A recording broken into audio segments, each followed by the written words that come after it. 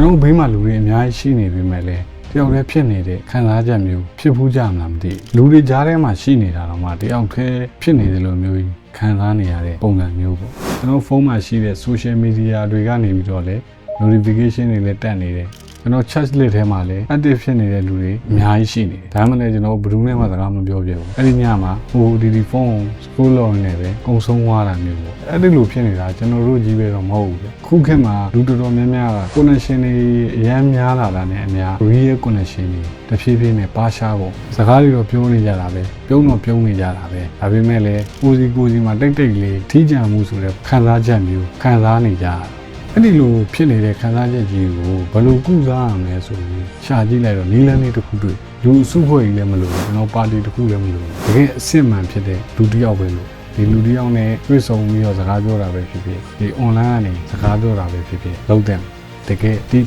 conversation တစ်ခု10မိနစ်လောက်လေးလုပ်လိုက်လို့ရှိရင်ကျွန်တော်တို့ရဲ့လေးလံမှုတွေကိုခြေဖြတ်နိုင်မှာဖြစ်ပါတခါတလေကြတော့လေကျွန်တော်တို့တကယ်လိုအပ်တာက perfect life လည်းမဟုတ်ကျွန်တော်တို့ရဲ့ဖြစ်တည်မှု perfect ဖြစ်နေဖို့လည်းမဟုတ်ကျွန်တော်တို့ဘောခံစားချက်အစစ်အမှန်နဲ့ရှိနေတဲ့လူတစ်ယောက်ပဲလိုတာ